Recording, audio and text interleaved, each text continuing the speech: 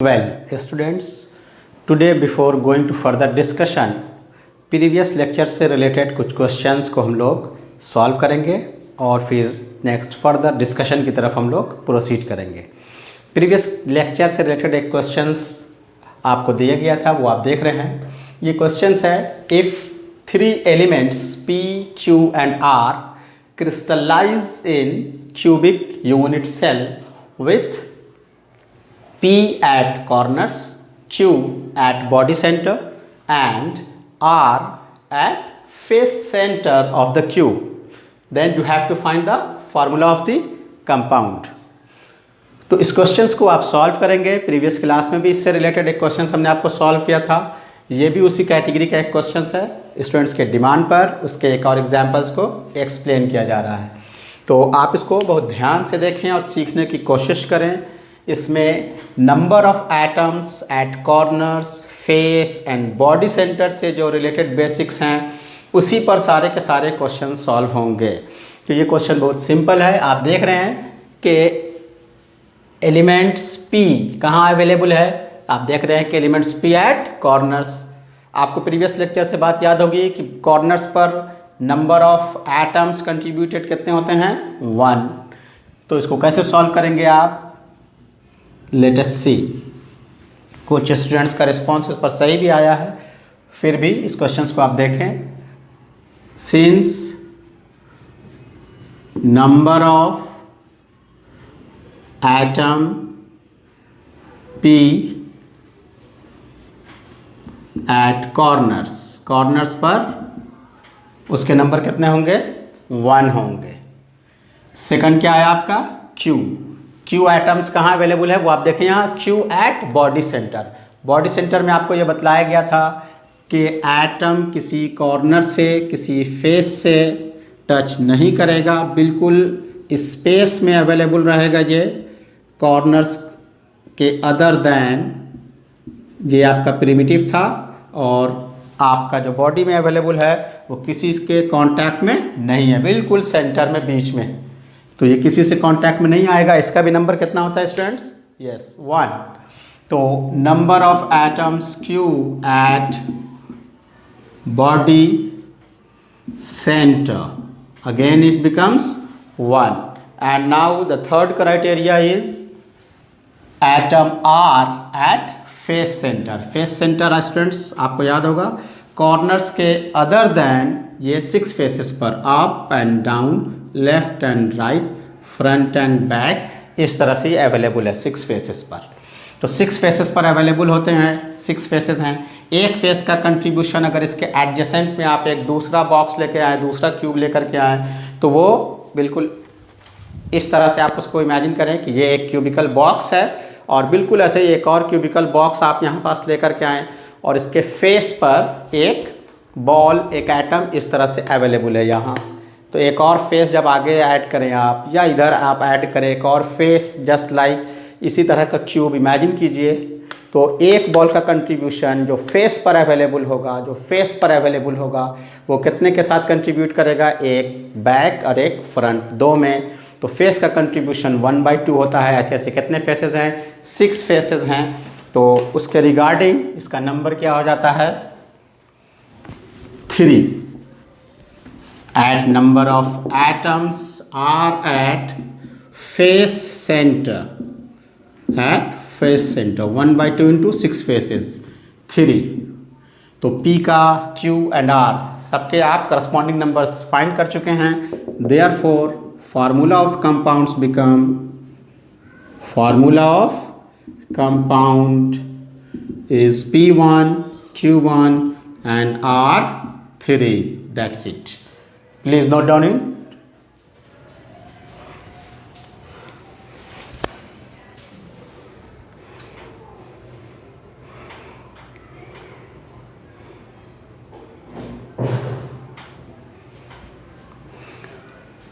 Hope so कि आपने इसको नोट कर लिया होगा। नेक्स्ट क्वेश्चंस की तरफ हम लोग आते हैं, जो क्वेश्चंस आपको दिए गए थे। Next questions, which of the following crystal solid is the structure of caesium chloride. Caesium chloride के स्ट्रक्चर को कौन रिप्रेजेंट कर रहा है। इसमें आपको ऑप्शंस दिया गया था BCC, simple cubic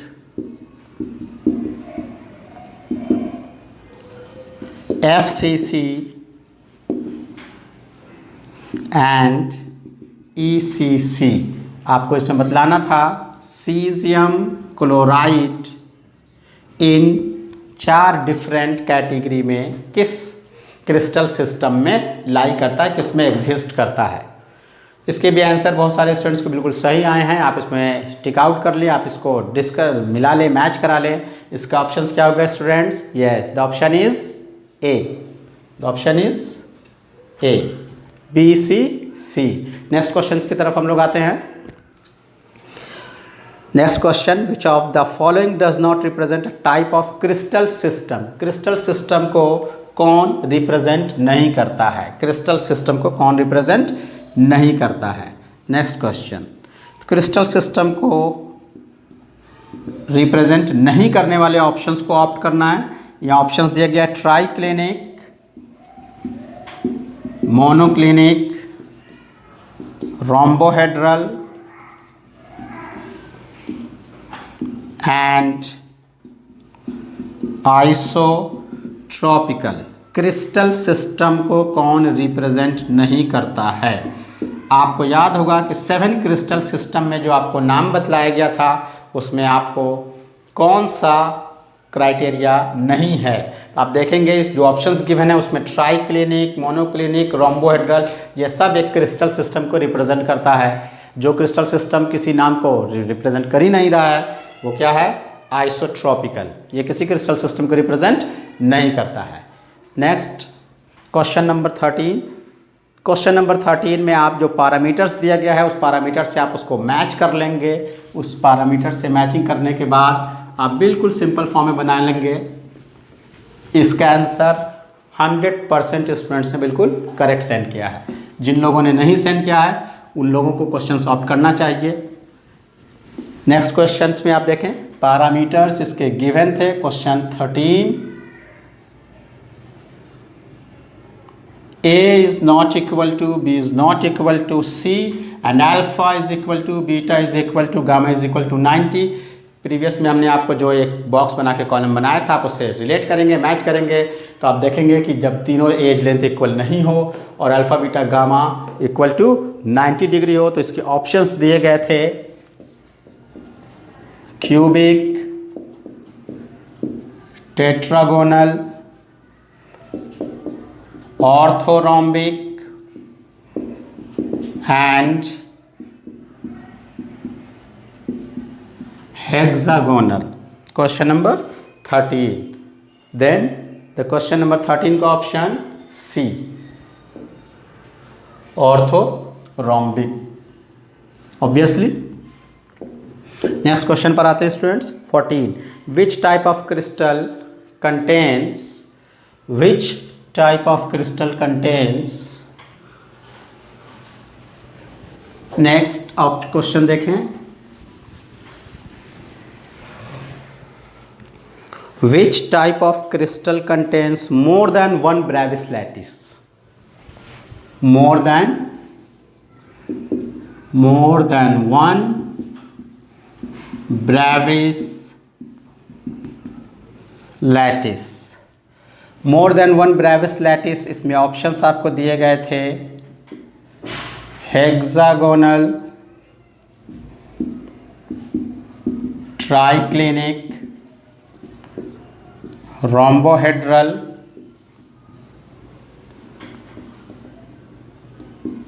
and monoclinic.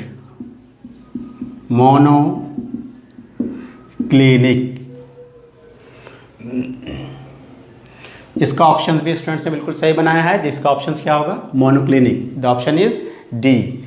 आपको याद होगा कि हमने आपको ये बतलाया था कि जो 7 क्रिस्टल सिस्टम है उन 7 क्रिस्टल सिस्टम में 4 पॉसिबिलिटी हो सकती है। 7 4 28 हो सकता था, लेकिन ब्रेविस के हिसाब से सिर्फ 14 है। वो क्यों? इसलिए कि कुछ ऐसे क्रिस्टल सिस्टम हैं जिनमें सारी की सारी पॉसिबिलिटी एग्जिस्ट नहीं करती है। हेक्सागोनल, रोम्बोहेड्रल एंड ट्राइक्लिनिक, इनमें सिर्फ और सिर्फ सिंपल क्यूबिक ही पाए जाते हैं वन क्रिस्टल सिस्टम। और ये जो मोनोक्लिनिक है उसमें आपको 2 क्रिस्टल सिस्टम पाए जाते हैं, simple and ECC. So that the option is monoclinic. One more question. Question 15. Monoclinic sulphur monoclinic का एग्जाम्पल है और उसके ऑप्शंस यहाँ दिए गए हैं। तो आपको सिंपल मोनोक्लिनिक के जो एज पैरामीटर्स थे उन एज पैरामीटर्स से उनको रिलेट करना था और उसको ऑप्ट कर देना था। होप सो ये क्वेश्चन सब लोगों ने बिल्कुल सही सॉल्व किया है। आप देख लें, मोनोक्लिनिक सल्फर, तो ये चूँकि मोनोक्लिनिक है इसलिए मोनोक्लिनिक के जो क्रिस्टल सिस्टम हैं उन्हीं को आप जाके इसमें ऑप्ट करेंगे और आप आइडेंटिफाई कर लेंगे। 15 का जो ऑप्शंस दिया गया है उनमें आप ऑप्शन जब देखेंगे तो मोनोक्लिनिक का ऑप्शंस डी जो इसमें दिया गया है, option D, A not equal to B not equal to C and alpha is equal to gamma is equal to 90 and beta not equal to 90, यही ऑप्शन इसका होगा डी। ये आंसर भी स्टूडेंट्स ने बिल्कुल सही रिस्पॉन्स किए हैं। नाउ द स्टूडेंट्स, अब हम लोग अपने नेक्स्ट फर्दर आज के टॉपिक पर आते हैं। ये क्वेश्चन डिस्कशन के लिए कुछ लोगों ने कहा था इसलिए इसको डिस्कस कर दिया गया है।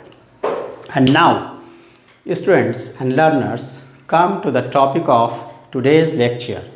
Today we are going to study about the close packing structures।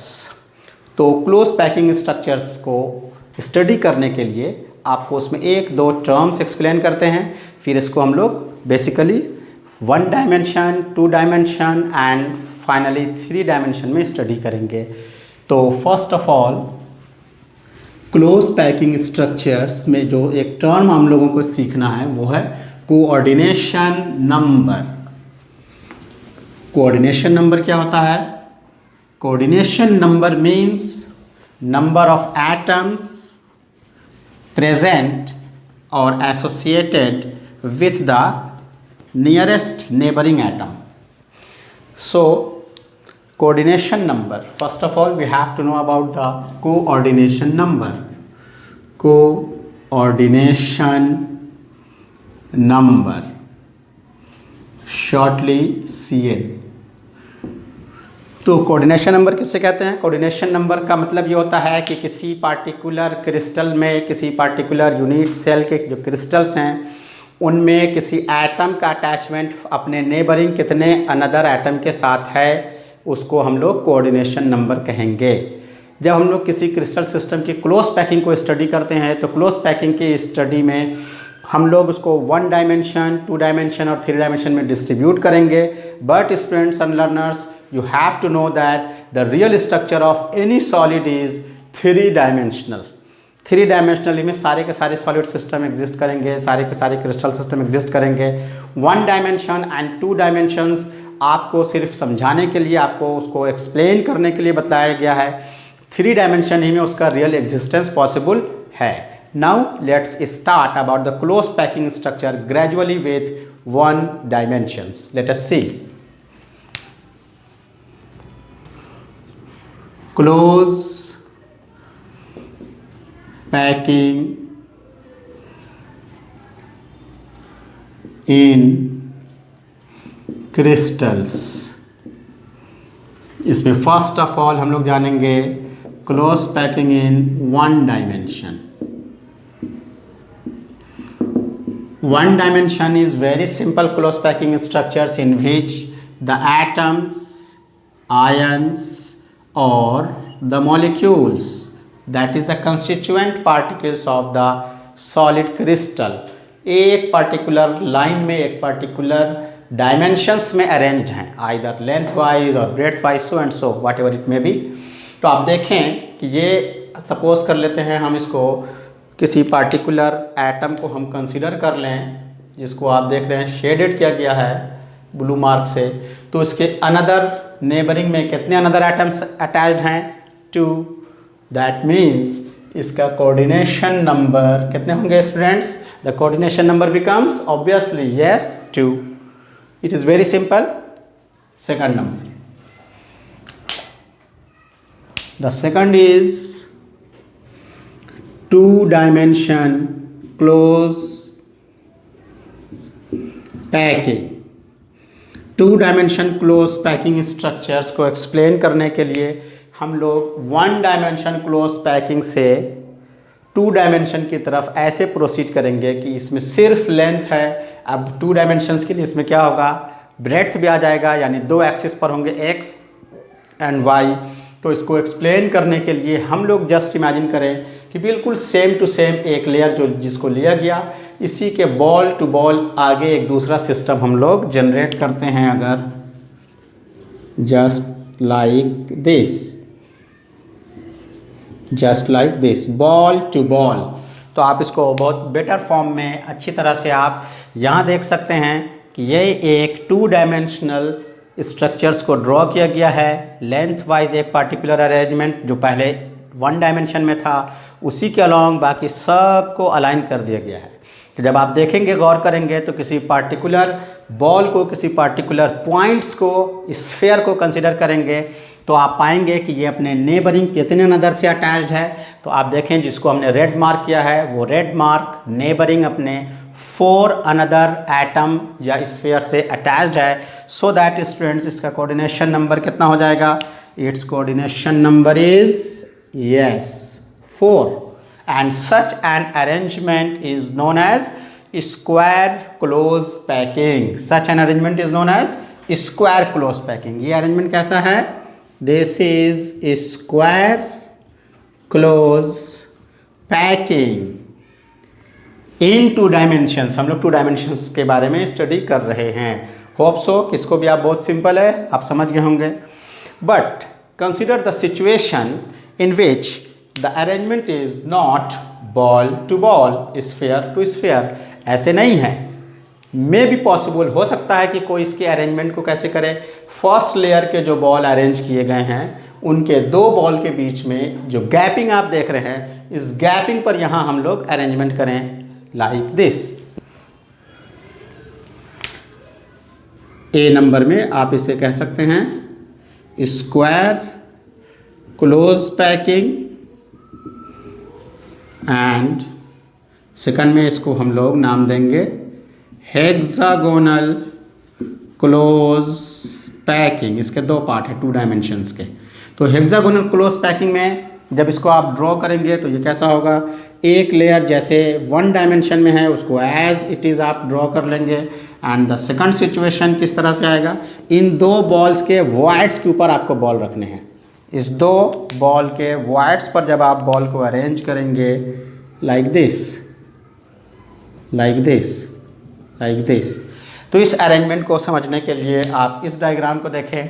यहाँ एक अरेंजमेंट यहाँ दिखलाया गया है। इस अरेंजमेंट को जिसमें एक पार्टिकुलर 1 डायमेंशंस का अरेंजमेंट था, सपोज कर लें कि इस लेयर को डिफ्रेंशिएट करने के लिए इसको हम नाम दे देते हैं लेयर ए। ये एक अलाइनमेंट हो गया। दूसरा जो अलाइनमेंट है वो बिल्कुल पहले की तरह नहीं है, इसलिए इसको क्या नाम देंगे, बी। फिर जो आप लेयर देख रहे हैं स्टूडेंट्स, ये फिर से फर्दर क्या कर रहा है, ए को रिपीट कर रहा है। देख लीजिए आप, बिल्कुल ए को क्या करता है, ये रिपीट करता है, इसलिए again it becomes layer A. जबकि स्क्वायर क्लोज पैकिंग में बिल्कुल सब का सब अलाइनमेंट क्या था, same to same, hence it is A A A A. Clear है। नाउ जब आप इस अरेंजमेंट को देखते हैं तो इस अरेंजमेंट में आप देखेंगे किसी पार्टिकुलर एटम्स और स्फीयर का अटैचमेंट अपने नेबरिंग कितने अनदर एटम के साथ है। तो आप देखेंगे जिसको हमने रेड मार्क किया है वो अपने नेबरिंग एटम के साथ कितने के साथ अटैच्ड है, 6 के साथ अटैच्ड है। बहुत क्लियर है, आप देख रहे होंगे इसको।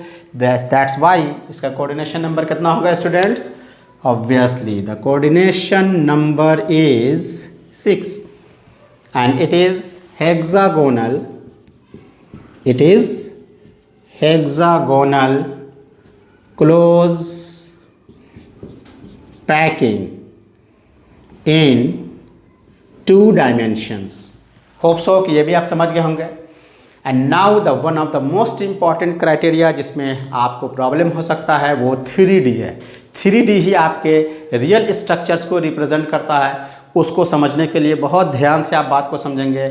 फर्स्ट में आपको 1 डायमेंशंस बताया गया, बहुत सिंपल था, इसमें 2 तरफ से अटैचमेंट था, इसलिए 1 डायमेंशंस में इसके कोऑर्डिनेशन नंबर 2 हो गए। 2 डायमेंशंस में स्क्वायर क्लोज पैकिंग और हेक्सागोनल क्लोज पैकिंग दो कैटेगरी होती है। स्क्वायर क्लोज पैकिंग में बॉल टू बॉल अरेंज किया जाएगा, इसलिए लेयर्स रिपीट होंगे। जब लेयर्स रिपीट होंगे तो ए टाइप होगा, और इसके किसी पार्टिकुलर जब आप एटम्स को अनदर नेबरिंग एटम के साथ काउंट करेंगे कितने के साथ इसका अटैचमेंट है, तो आप पाएंगे वो 4 है, इसलिए इसका कोऑर्डिनेशन नंबर कितने हो जाएंगे स्टूडेंट्स? ऑब्वियसली 4। एंड जब आप इसके बॉल से वाइट्स में अरेंजमेंट दिखलाएंगे तो ये अरेंजमेंट बदल जाएगा, और ये अरेंजमेंट जब चेंज होगा तो इस अरेंजमेंट को आप ए और इस अरेंजमेंट को क्या नाम देंगे?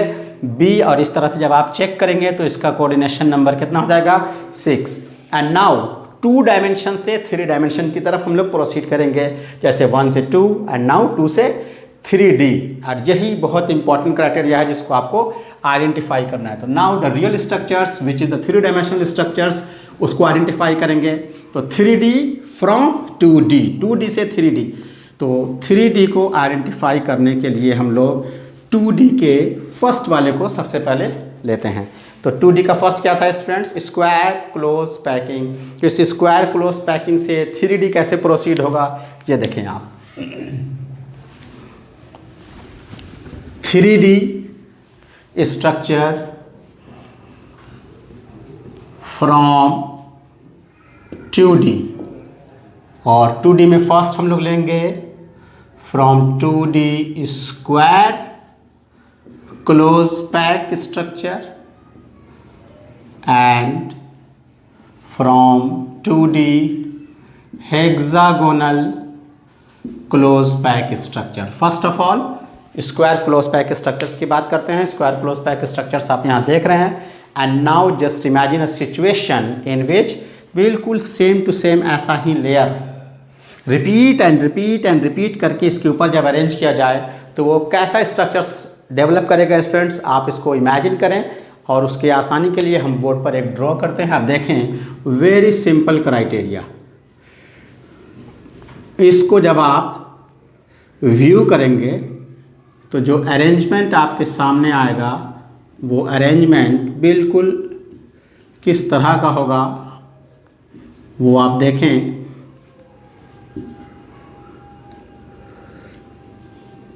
तो ये अरेंजमेंट एक क्यूबिकल फॉर्म में आपको दिखेगा। कैसा होगा स्टूडेंट्स?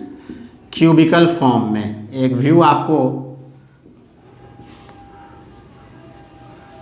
एक व्यू यहाँ से आपको डेवलप करेगा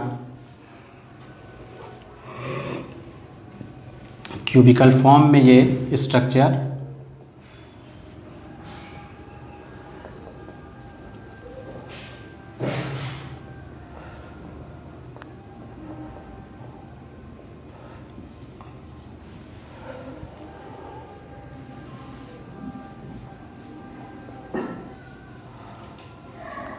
ये देखिए, तो ये एक स्ट्रक्चर्स जो आपको डेवलप करेगा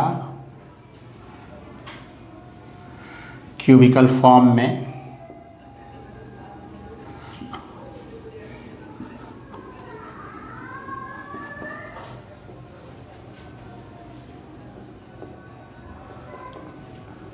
वो बिल्कुल एक क्यूबिकल स्ट्रक्चर्स के फॉर्म में डेवलप करेगा, और इस क्यूबिकल फॉर्म के स्ट्रक्चर्स का अलाइनमेंट जब आप चेक करेंगे तो आपको इमेजिन करना है ये क्यूबिकल बॉक्स की तरह लग रहा है। इसमें सब में बॉल फिलअप किए हुए हैं, सब में बॉल फिलअप किए हुए हैं। तो ये एक क्यूबिकल बॉक्स की तरह एक लुक आपको देगा, और इस बॉक्स में सब में बॉल फिल किए हुए हैं just like this structure.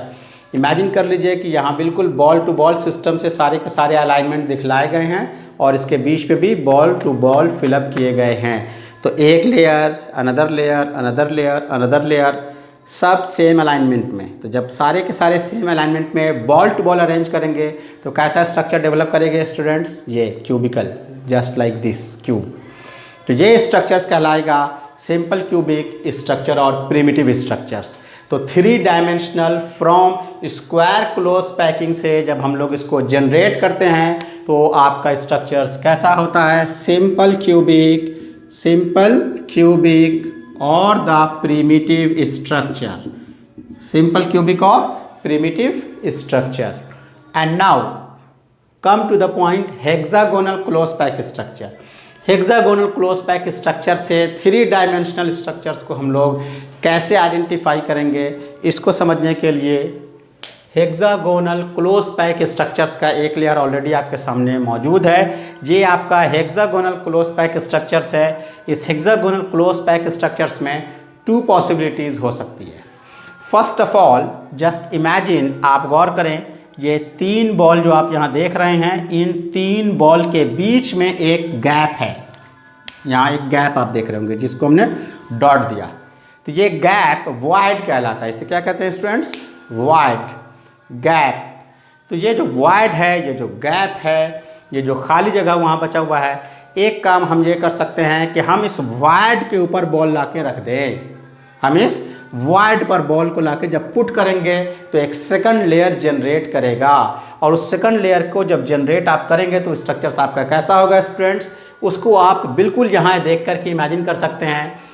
Black ball जो आप देख रहे हैं, उस ब्लैक बॉल को आप इमेजिन कीजिए कि वो फर्स्ट लेयर है, एंड जो आप रेड मार्क में बॉल देख रहे हैं, वो रेड मार्क का बॉल कैसे है? जैसे अभी हमने बतलाया कैसे है। ब्लैक बॉल के वॉइड पर रेड को पुट किया गया है। आप गौर से देखें, ब्लैक ब्लैक ब्लैक का वॉइड और उस पर रेड। फिर से देखें, ब्लैक बॉल के वॉइड्स पर रेड, देख रहे हैं आप, ब्लैक बॉल के वॉइड्स पर रेड, ब्लैक बॉल के वॉइड्स पर रेड। आप सब जगह देख ले, बिल्कुल यही अलाइनमेंट है, यही अरेंजमेंट है। तो जब सारे के सारे जगह ये अरेंजमेंट है तो एक पार्टिकुलर स्ट्रक्चर सेकंड लेयर में जो जनरेट हुआ वो फर्स्ट को रिपीट नहीं करता है। तो ब्लैक वाले लेयर को जस्ट नाम दे देते हैं ए, और रेड वाले को नाम दे देते हैं लेयर बी, क्योंकि वो फर्स्ट वाले अलाइनमेंट को रिपीट नहीं कर रहा है। होप सो आप इसको समझ रहे होंगे। फिर भी आपको इसको विजुअलाइज कराने के लिए आप एक मॉडल दिखाते हैं students. The model is just like this. आप देख रहे होंगे कि जो ब्लैक बॉल है वो 3 इससे जब बना तो उसके बीच में गैपिंग आ गई, गैपिंग वाइड्स, और उस वाइड्स पर एक रेड का मार्क, एक रेड का स्फीयर पुटअप किया गया। Structure is just like this. Structure is just like this. Structure is, ये आपका एक फर्स्ट लेयर है, और इस फर्स्ट लेयर में आपने क्या किया? इस फर्स्ट लेयर में आपने एक अनदर लेयर के इसको ऐसे ला के वाइड्स है, इस वाइड्स पर ऐसे पुट किया। एक चीज़ और आप जान ले, वाइड्स पर पुट करने से वाइड्स दिख नहीं रहा है, ख़त्म नहीं हो गया। इसके बारे में डिस्कशन आगे करेंगे हम लोग। तो आप ये बतलाएं कि ये जो बीच में जो गैपिंग था, इमेजिन कीजिए कि यहाँ अगर हम एक स्मॉल बॉल, छोटा बॉल पुट कर दें, छोटा बॉल, तो वो नीचे के लेयर में कितने के साथ अटैच हो रहा है? 3। और जब इसको आपने पुट किया तो ऊपर के साथ भी इसका अटैच हो गया। अटैचमेंट कितने के साथ अटैच हुआ students? 4। That's the reason it is called tetrahedral voids. Is it clear? फिर से समझें बात को। ये जो वॉइड्स है सेम लेयर में, इस सेम लेयर के वॉइड्स जब आप इस पर बॉल को रखते हैं तो वो वॉइड्स दिख नहीं रहा है, ख़त्म नहीं हो गया। जस्ट इमेजिन कि एक छोटा बॉल हम लाएं और इसके वॉइड्स पर यहाँ हम उसको पुट कर दें। तो जब हम उसको यहाँ पुट करेंगे और इस रेड बॉल को हम इस पर ऐसे रख दें तो वो पहले से 3 बॉल के साथ कांटेक्ट में था और अब इस रेड के कांटेक्ट में भी आ गया, तो वो जो वाइड्स था उसका अटैचमेंट कितने अनदर के साथ हो गया? उसका अटैचमेंट 4 स्फीयर के साथ, 4 एटम के साथ, 4 बॉल के साथ आ गया। That's the reason it is known as tetrahedral voids. Hope so कि अब आप इसको समझ गए होंगे।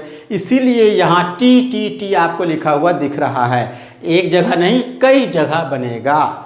बहुत ध्यान से इस स्ट्रक्चर्स को देखें। स्ट्रक्चर बहुत सिंपल है, आपको ध्यान देना होगा, बात को समझने की कोशिश करनी होगी। एंड नाउ समटाइम्स और सम प्लेसेस आप देख रहे होंगे कि ओ लिखा हुआ है, और भी ज़्यादा जगह पे हो सकते थे। वो फिगर को क्लियर रखने के लिए आपको वैसे दिखलाया गया है। एक चीज़ और आपको इमेजिन करना है, बहुत ध्यान से आप गौर करें। आप गौर करेंगे कि कुछ स्पेस ऐसे मिले हैं, कुछ जगह ऐसे मिले हैं जहाँ पे ये फर्स्ट लेयर का वॉइड्स और जो रेड बॉल रखे गए स्टूडेंट्स, उस रेड बॉल का वॉइड्स भी एक दूसरे पर कोलैप्स कर गया, एक दूसरे पर ओवरलैप कर गया। Void to void, void to void. गौर करें, देखिए फिर से आप देख रहे होंगे यहाँ जहाँ ओ लिखा हुआ आप देख रहे हैं, उसमें हम आपको ये स्ट्रक्चर्स बहुत क्लियर है, इसको दिखलाते हैं। ये स्ट्रक्चर्स में ब्लैक लेयर का वॉइड देख रहे हैं स्टूडेंट्स, यहाँ देखें आप, यहाँ ध्यान दें, ये क्या है, ब्लैक लेयर्स का वॉइड है। 3 बॉल ब्लैक वॉइड क्रिएट हो गया ब्लैक का, फिर 3 बॉल रेड उसका भी वॉइड, तो 2 वॉइड्स एक दूसरे पर ओवरलैप कर रहे हैं। तो जब 2 लेयर के वॉइड्स एक दूसरे पर ओवरलैप कर रहे हैं, उसमें एक इमेजिन कीजिए एक छोटा बॉल रख दिया जाए, तो 3 डाउनवर्ड वाले लेयर के साथ उसका कांटेक्ट हुआ और 3 रेड वाले जो ऊपर में लेयर है उसके साथ कांटेक्ट हुआ। सो स्टूडेंट्स कितने के साथ उसका कांटेक्ट हो गया, 6। कितने के साथ हो गया, 6 के साथ। तो ऐसे वॉइड्स, ऐसे पोजीशंस को हम लोग ऑक्टाहेड्रल वॉइड्स कहेंगे।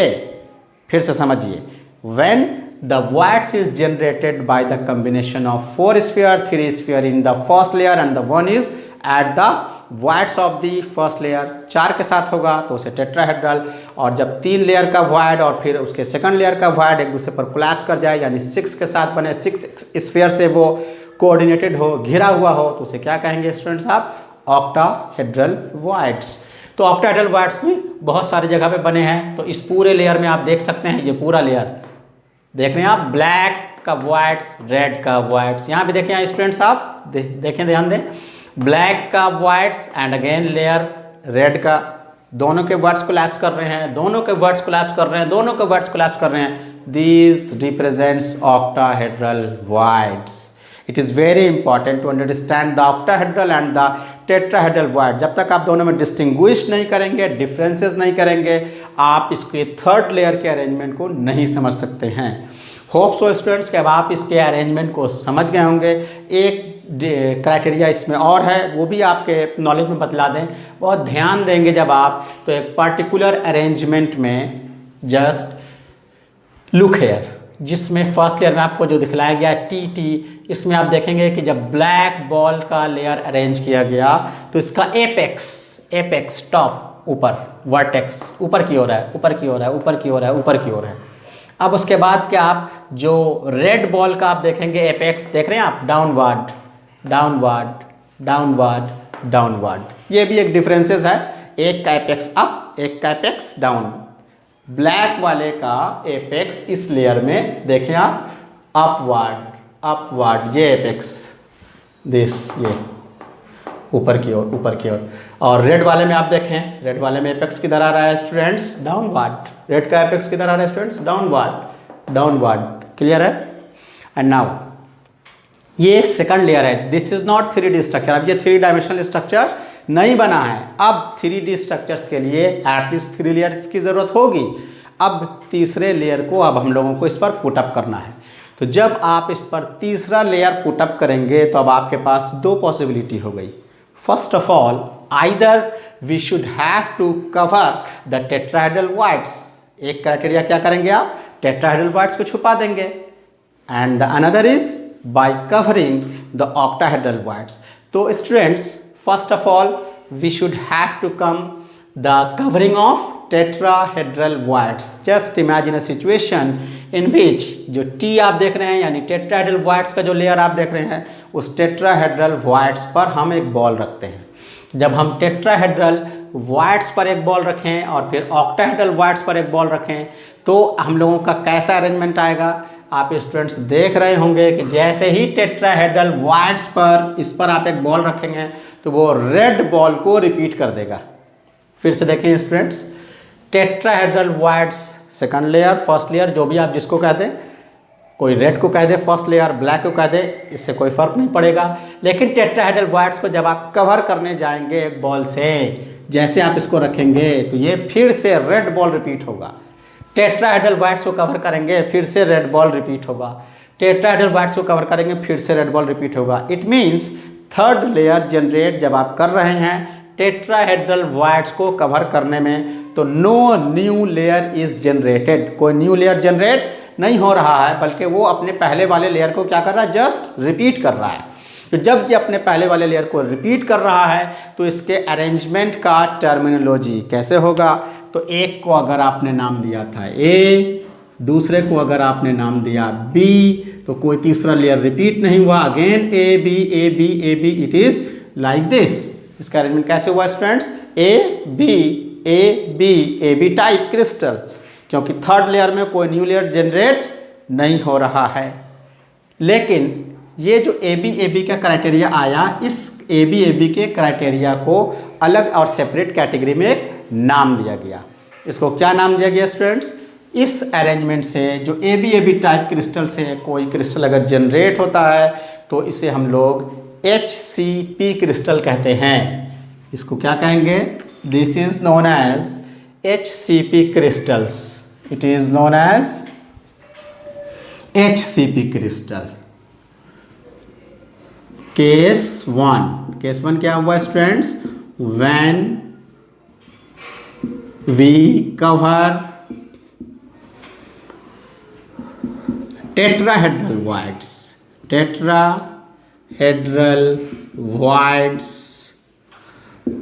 in third layer. तो क्या हुआ students? No new layer is generated, कोई न्यू लेयर जनरेट नहीं हुआ। No new layer is formed, कोई न्यू लेयर का फॉर्मेशन नहीं होता है। सच a crystal is of AB type, और इसे क्या कहते हैं? and is called HCP crystal कहलाता है ये। hexagonal close packed structure। and now the another case, what will be the another case? The another case is by covering the octahedral voids। just look and imagine carefully। octahedral voids, this is the octahedral voids, जहां आप ball to ball देखें ध्यान से, जहां आप voids to voids एक दूसरे पर ओवरलैप करेंगे। जस्ट लाइक दिस लेयर देख रहे हैं आप, यहाँ voids टू voids जनरेट कर रहे हैं। रेड का void ब्लैक के void पर ओवरलैप कर रहा है, रेड का void ब्लैक पर ओवरलैप कर रहा है, रेड का void ब्लैक पर ओवरलैप कर रहा है। अब आपको क्या करना है स्टूडेंट्स? नाउ आपको थर्ड लेयर इस ऑक्टाहेड्रल वॉइड्स पर पुट करना है। तो जैसे ही आप इस पर एक बॉल को पुट करेंगे, तो आप इमेजिन कीजिए एक बॉल को आप यहाँ जब पुट कर रहे हो तो neither black nor red is repeated. Just imagine, ना तो ब्लैक रिपीट हो रहा है और ना ही रेड रिपीट हो रहा है। किस पर रखना है आपको? इस पर रखना है जहाँ दोनों का वॉइड मर्ज कर रहा है। उस वॉइड्स के जहाँ मर्जिंग हुई है उसको नाम दिया गया ऑक्टाहेड्रल वॉइड्स। उस ऑक्टाहेड्रल को छुपाना है तो आप एक तीसरा लेयर इस पर पुट करने की कोशिश करेंगे। तो जैसे ही आप उसके ऊपर पुट करने की कोशिश करेंगे तो आप देखिए इस पर पुट करना है, ये पुट करना है, ये जब आप पुट करेंगे तो ना ब्लैक रिपीट हुआ ना रेड रिपीट हुआ। It creates a new third layer, hence it is named as C। Now the type of the crystal is ABC। Is it clear? तो आपने क्या देखा कि जब आप ऑक्टाहेड्रल वॉइड्स को कवर करने की कोशिश करते हैं तो फर्स्ट एंड सेकंड में से कोई भी लेयर रिपीट नहीं होता है और वो एक न्यूली थर्ड लेयर को जनरेट करता है। केस 2 में आपने क्या देखा? When octahedral voids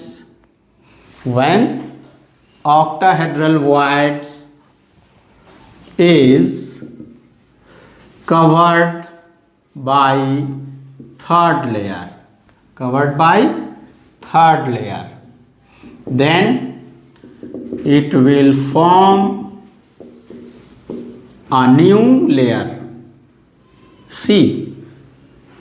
therefore type of crystal क्या हो गया स्टूडेंट्स?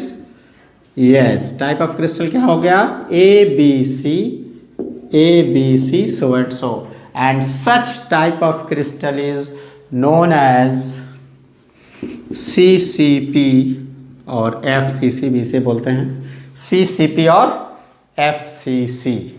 अब दोनों के एग्जाम्पल्स भी आप ज़रा देख लें। CCP के एग्जाम्पल्स में copper, silver, gold, platinum, iron, ये सारे मेटल्स आते हैं। It is C. Copper, silver, gold, platinum, iron, so and so. और HCP के एग्जाम्पल्स में ज़्यादा कॉस्टली मेटल्स नहीं हैं, cadmium, beryllium, magnesium, zinc, ETC, इस तरह के मेटल्स इसमें आते हैं। एंड इन दोनों कैटेगरी में विच मीन्स आइदर HCP हो और आइदर CC, आइदर HCP और CCP। एक चीज़ जो आप शायद भूल रहे हैं, हर हालत पे आपको कोऑर्डिनेशन नंबर तो बताना ही है स्टूडेंट्स। तो in both the cases the coordination number is 12।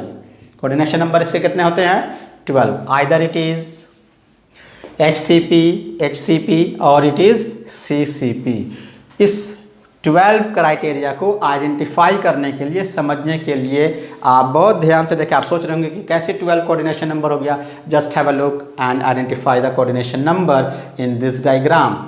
ये एक जो आप लेयर देख रहे हैं, ये बिल्कुल इसी का एक सेक्शन यहाँ ड्रॉ किया गया है। It is a layer of hexagonal close pack structure, एक लेयर। इमेजिन कीजिए ये वही क्राइटेरिया है। अब आपको क्या करना है, तो ये जो हेक्सागोनल क्राइटेरिया है, इस हेक्सागोनल क्राइटेरिया के ऊपर 3 बॉल का लेयर आएगा बिल्कुल इस तरह से। आप इमेजिन कर लें कि एक हेक्सागोनल लेयर है और उस हेक्सागोनल लेयर के ऊपर ये एक बॉल है जो हेक्सागोनल के बीच में है, जो आप यहाँ देख रहे हैं, दिस वन, ये मेरे हाथ में है ये। अब इसके ऊपर ये क्या हुआ स्टूडेंट्स, ये 3 बॉल का लेयर फ्रंट व्यू से आगे आ गया ऐसे, और इमेजिन कीजिए कि यही फिर पीछे से आएगा। तो यहाँ कितने लेयर के साथ ये कांटेक्ट में है ये रेड वाला? ऑब्वियसली यस, 6 के साथ है। सो स्टूडेंट्स एंड लर्नर्स, अब ये 6 के साथ था और अब ये एक लेयर आया और इस रेड के साथ 3 का कांटेक्ट फ्रंट से होगा, सो दैट बैक से भी होगा 3 के साथ। तो उसी को आप देखें, ज़रा फिर से समझने की कोशिश करें। ये एक लेयर, इसको यहाँ पे क्रॉस सेक्शन से दिखलाया गया हमने, इसको क्रॉस सेक्शनल व्यू से आपको दिखलाया। It is just this one, okay. Now अब एक लेयर इसके फ्रंट से और बैक से, या आप इमेजिन करें अप डाउन, अप से और फिर डाउनवर्ड लेयर से कैसे अटैच करेंगे स्टूडेंट्स? तो आप इसको इस तरह से अटैच करेंगे। आप ये जो 3 बॉल लेयर देख रहे हैं, इस 3 बॉल लेयर सिस्टम को आप बिल्कुल इस तरह से अटैच करेंगे कि एक फ्रंट व्यू से और एक बैक व्यू से। तो 6 उसके एक लेयर में है स्टूडेंट्स, एंड उसके फ्रंट व्यू से और उसके बैक व्यू से उसको अटैच करेंगे। तो 3 फ्रंट और 3 बैक, 6 और 6 इसका टोटल कितने हो गए students? 12। This one is the attachment of this red ball. This red ball is like this. This is the red ball and this is the front attachment. ये 3 इसके फ्रंट अटैचमेंट से आके जुटेगा और फिर 3 बैक से। होप सो कि आपको ये क्लियर हो गया होगा। तो ये 3 अप, 3 डाउन या फ्रंट बैक, तो टोटल कितना होगा आप काउंटिंग भी देख सकते हैं। काउंटिंग लिख दी गई है ताकि आपको आसानी हो। तो इसका कोऑर्डिनेशन नंबर कितना हो जाएगा? Yes, 12. Either it is HCP or it is CCP. Hope so कि आप 1 डायमेंशन से 2 और फिर 2 डायमेंशन से 3, सबसे इंपॉर्टेंट 3 डायमेंशन है स्टूडेंट्स। तो 3 डायमेंशंस के 3 केसेस, एक में आपका CCP आया जिसमें स्क्वायर क्लोज पैक स्ट्रक्चर को स्क्वायर क्लोज रिपीट करते जाए, रिपीट करते जाए, रिपीट करते जाए, तो ये आपको कैसा स्ट्रक्चर देगा? सिंपल और cubic form, that is the primitive system. Second one जो आपका आ गया वो HCP और FCC। आप सोच रहे होंगे स्टूडेंट्स कि एक क्राइटेरिया जो BCC है वो कैसे अरेंजमेंट में आएगा। तो BCC के क्राइटेरिया को भी आप बहुत आसानी से समझ सकते हैं। देखिए BCC के क्राइटेरिया को समझने के लिए इस सिस्टम को आप समझें। ये सिस्टम कैसे ड्रॉ किया गया है वो हम आपको एक्सप्लेन करते हैं। इसमें जो सिस्टम आप देख रहे हैं वो सिस्टम बिल्कुल इस तरह का है। इस सिस्टम को आप आइडेंटिफाई बिल्कुल ऐसे करेंगे। जो ब्लैक बॉल का लेयर आप देख रहे हैं, ब्लैक बॉल का लेयर एक आपसे अवे है, यानी फर्स्ट लेयर है। रेड उसी के साथ नहीं है, रेड उससे ऊपर है, जस्ट लाइक दिस। एक लेयर जो है वो ऐसे। अब ये जो लेयर आपको दिखलाया गया है ब्लैक का, इसके बीच में गैपिंग है, गैपिंग। फर्स्ट लेयर इस तरह से गैपिंग के साथ, इसी तरह से पूरा एक लेयर कंप्लीट। जो सेकंड लेयर आया वो इसके गैपिंग में फिल है, सेकंड लेयर है वो उसी के साथ अटैचमेंट में, एक लेयर में नहीं है स्टूडेंट्स। फिर से समझें, जो ब्लैक बॉल आप देख रहे हैं यहाँ, ब्लैक स्फीयर जो आप देख रहे हैं, वो एक लेयर कंप्लीट हो गया विथ सम सेपरेशन, इस तरह से बिल्कुल गैपिंग के साथ, सेपरेशन के साथ पूरा एक गैपिंग होगा। अब ये जो गैप आप बीच में देख रहे हैं, इस गैप के क्राइटेरिया में, ये जो गैपिंग आप देख रहे हैं, इस गैपिंग के क्राइटेरिया में एक दूसरा लेयर आया, एक दूसरा लेयर इस गैपिंग के क्राइटेरिया में आया, फिर यहाँ जो गैपिंग है उसमें ये आया, फिर यहाँ गैपिंग इसमें आया। तो आप इमेजिन कीजिए इस पूरे क्राइटेरिया को, तो किस तरह से आ रहा है उसको हम और इजी वे में आपको एक्सप्लेन करते हैं। This is a cubical box. इस क्यूबिकल बॉक्स में एक बॉल, इसके कॉर्नर्स पर सारे के सारे बॉल्स अटैच्ड हैं, एक लेयर ये कंप्लीट हो गया। अब इमेजिन कीजिए कि इस बॉल के बिल्कुल बीच में, बॉडी सेंटर जिसे कहते हैं, बॉडी सेंटर बिल्कुल बीच में सेकंड लेयर, क्योंकि वो सेम लेयर में नहीं होगा, वो कहाँ होगा, वो इससे इधर आगे है या इधर इससे पीछे है, तो वो सेकंड लेयर हो गया। तो जो सेकंड लेयर जो बीच में आप जो बॉल आ रहा है, उस एक बॉल का अटैचमेंट यहाँ जो आप देख रहे हैं, उस एक बॉल का अटैचमेंट जो इसके बॉडी में है वो कितने अनदर के साथ अटैच्ड हुआ, 4। ये बिल्कुल वैसे है जैसे बॉडी सेंटर का क्राइटेरिया हो, बिल्कुल सिंपल फॉर्म में आप इसको देख सकते हैं, just like this. Body centre में इस तरह से, this is primitive unit cell, इसके कॉर्नर्स पर अवेलेबल हैं ये सारे के सारे स्फीयर्स। एंड नाउ ये जो आप देख रहे हैं, ये एक लेयर कंप्लीट फॉर्म करेगा, ये एक लेयर फॉर्म करेगा। ये फ्रंट व्यू अगर आप देखें तो ये एक लेयर फॉर्म करेगा, ब्लैक। अब ये जो रेड आप देख रहे हैं, वो रेड इससे आगे उठा हुआ है, आगे हटा हुआ है, और फिर से ये जो ब्लैक का सिस्टम आप देख रहे हैं, फिर से एक ब्लैक सिस्टम आ जाए बॉडी सेंटर में। तो एक बॉडी सेंटर में मौजूद है और एक इसके इधर है और एक इसके उधर है, या अप है या डाउन है, या लेफ्ट है या राइट है, ये ऐसे। तो ये जो बॉडी सेंटर में है, और आपको हमने ये भी बताया था कि 3D रियल स्ट्रक्चर्स में बॉल के बीच में ये जो आप देख रहे हैं, अब आप इसको इमेजिन करें क्लोज लाने की, इसके साथ अटैच करने की, क्लोज लाने की। तो एक लेयर में कितने बॉल्स हैं, 4। या तो बॉटम टॉप देखें, फ्रंट और बैक देखें, लेफ्ट राइट जैसे देखें, तो ये नीचे वाले 4 बॉल के साथ लेयर से अटैच्ड है, और ऊपर के भी कितने बॉल के लेयर के साथ अटैच हो गए स्टूडेंट्स, 4। तो ये एक बॉल 4 ऊपर के बॉल और 4 नीचे के बॉल के साथ अटैच्ड है। टोटल कितना इसका कोऑर्डिनेशन नंबर हुआ स्टूडेंट्स, 8। तो ये BCC का स्ट्रक्चर्स फॉर्म करता है, और इस BCC का कोऑर्डिनेशन नंबर कितना होता है, 8। जैसे ही आप ये जो ब्लैक का जो आप लेयर देख रहे हैं, ये पीछे है, बोर्ड पर है, रेड का से आगे है, फिर से ब्लैक वाला लेयर आपको रिपीट करना है। तो जो रेड होगा वो इसके साथ 4 के साथ अटैच था, और फिर एक और जब आप ला करके इसके ऊपर अटैच करेंगे, ओवरलैप करेंगे, तो जो रेड बैक वाले के 4 लेयर के साथ अटैच था, 4 स्फीयर के साथ, वो फ्रंट वाले ब्लैक बॉल से भी 4 के साथ अटैच हो जाएगा। तो 4 4 8 के साथ उसका अटैचमेंट होगा, just like this. It forms a BCC crystal unit cell. So इसका कोऑर्डिनेशन नंबर कितने होंगे स्टूडेंट्स, 8। इसके भी कुछ एग्जांपल्स, इसमें सोडियम, सीजियम,